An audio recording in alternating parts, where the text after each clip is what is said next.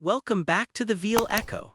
Tonight, we step into one of the most chilling encounters ever reported by soldiers stationed deep in Germany during the final months of World War II. A story that begins like any other night patrol but ends in terror no man could ever explain. It was a cold, moonlit night. The forest was thick with fog so dense it swallowed the beam of every flashlight and the glow of every lantern. A small group of soldiers advanced slowly through the pines, their boots crunching on frozen ground, their rifles ready. They had been ordered to investigate reports of strange noises and missing patrols near an abandoned village. None of them knew what they were walking into. As they moved deeper into the forest, silence closed around them. No birds, no wind, only the faint echo of their own breathing. The men exchanged uneasy glances, every shadow looking more alive than the last. When they reached the edge of the village, the moonlight revealed shattered windows, collapsed roofs, and homes swallowed by time. It was as if life itself had fled the place. One soldier, Private Keller, noticed something strange, claw marks gouged deep into the trunks of trees near the path. They weren't like anything an animal could make. The cuts were too wide, too deliberate, and they dripped with sap that looked disturbingly like blood in the pale light. The men crouched around the markings, their unease growing heavier by the second. Then came the footprints, enormous, half-human, half-beast. The tracks led away from the village and disappeared into the mist. The soldiers followed cautiously, hearts pounding louder than their footsteps. The air grew colder, even their breath seemed to freeze mid-air. Suddenly, a sound, faint but sharp, something moved among the trees, a branch snapped, then another. The men raised their rifles, eyes darting from shadow to shadow. The fog thickened, curling around their legs like living smoke. Then they saw it, a silhouette in the distance. Tall, pale, unnatural. The figure moved low to the ground, crawling with disturbing speed, its limbs too long, its body too thin to be human. The soldiers froze, unable to decide if they were staring at a man, an animal, or something that shouldn't exist at all. Private Keller whispered a prayer. Another soldier lifted his rifle, but his trembling hands betrayed his fear. The creature turned its head slowly, and two glowing eyes pierced through the fog, locking onto them. For a heartbeat, time stopped. Then, in an instant, the forest erupted. The creature lunged forward with inhuman speed, vanishing and reappearing between the trees like a ghost. Muzzle flashes lit up the night as the men fired wildly into the mist. Screams echoed through the forest, swallowed by the darkness. By the time the smoke cleared, the pale figure was gone. Only silence remained and the chilling realization that they were not alone in those woods. The night patrol had just begun and the horror was far from over. The forest fell silent again, but the soldiers knew the creature was still out there, watching.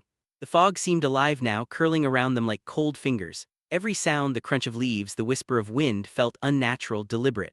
They decided to fall back toward an old farmhouse they'd seen on their maps, hopping for shelter until dawn. The group moved cautiously through the trees, weapons raised, lantern light trembling. The air was thick, heavy with fear. Somewhere behind them, a twig snapped. The men spun around, rifles aimed, but nothing moved, only darkness. When they reached the clearing, the sight before them made their blood run cold. The farmhouse was half collapsed, its windows shattered, its roof sagging beneath decades of decay. Still, it was better than the open forest. They entered slowly, flashlights sweeping over broken furniture and scattered belongings. One wall was marked with deep scratches, fresh ones.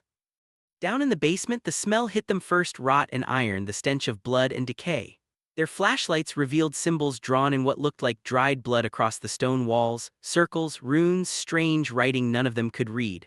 A pile of bones lay in one corner, some gnawed clean, others still wrapped in bits of torn uniform. Private Heller's voice shook as he whispered, These bones are ours." Before anyone could answer, a faint scraping sound echoed from above. Something was moving in the rafters. The men froze, flashlights darting across the ceiling beams. Then they saw it, two glowing eyes staring down from the shadows. The creature was there, clinging upside down like a spider, its long limbs twisting as it descended slowly. The beam of a flashlight caught its face, pale, stretched skin pulled over sharp bones, mouth split too wide, teeth glistening wet. Its body was human in shape, but its movements were animal, jerky, fast, unnatural. The soldiers opened fire, muzzle flashes lighting up the dark. The creature screamed, a sound that was neither human nor beast, before vanishing into the shadows. Dust and splinters rained from the ceiling. One soldier was snatched mid-scream, dragged up into the darkness before his light went out. Panic took over. They stumbled back up the stairs, bursting into the cold night air.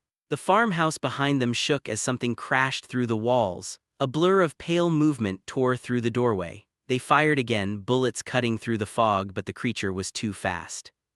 It leapt from tree to tree, its glowing eyes never leaving them. One by one, the men fell. Their shouts turned into desperate cries that echoed through the forest. Flames erupted as a lantern shattered, setting the old farmhouse ablaze. The creature stood among the flames for a moment, its body silhouetted in orange light before vanishing back into the woods. Only one soldier ran, his breath ragged, his mind broken. Behind him, the forest burned, and the thing they had awakened returned to the shadows it came from. The legend of the pale crawler had been written in blood that night. When dawn finally broke, the once haunted forest stood silent. Smoke drifted from the remains of the farmhouse, its charred walls whispering the story of the night before. The morning mist hung low, glowing gold under the rising sun, as if the world was pretending nothing had happened. But the forest remembered, and so did the few who survived. Hours later, a military convoy arrived. Trucks rolled through the fog, their engines rumbling through the trees. Men in clean uniforms stepped out, investigators, scientists, and officers who didn't believe in monsters. They were sent to find the missing patrol, to make sense of what was left behind. What they found was worse than anyone expected. The clearing was littered with shattered weapons, torn clothing, and blood-stained helmets. The ground was scarred with claw marks so deep they carved through metal. One investigator picked up a helmet dented, smeared with dried blood, and marked with the same strange scratches the soldiers had seen on the trees. It wasn't just violence, it was something calculated, something intelligent. As they moved toward the ruins, a hush fell over the team. The farmhouse was still smoking, the air thick with the smell of burned wood and iron. They found the basement door half open, leading to the black pit below. Inside, the walls were still marked with symbols, old runes that no one could translate. The pile of bones remained, silent witnesses to whatever ritual or horror had taken place there. Cameras clicked, voices whispered, but none could explain what they saw. One young officer stepped outside, drawn to the edge of the forest. He crouched beside the soil where the tracks began, prints unlike any animal known to man, long, clawed, yet almost human. He followed them a few feet until they stopped abruptly, as if the creature had simply vanished into thin air. No drag marks, no sign of retreat, just empty ground and the lingering chill of something unnatural. That night, the official report was sealed. The missing soldiers were listed as casualties of war, lost in combat, the files read. No mention of the creature, the symbols, or the screams that haunted the woods.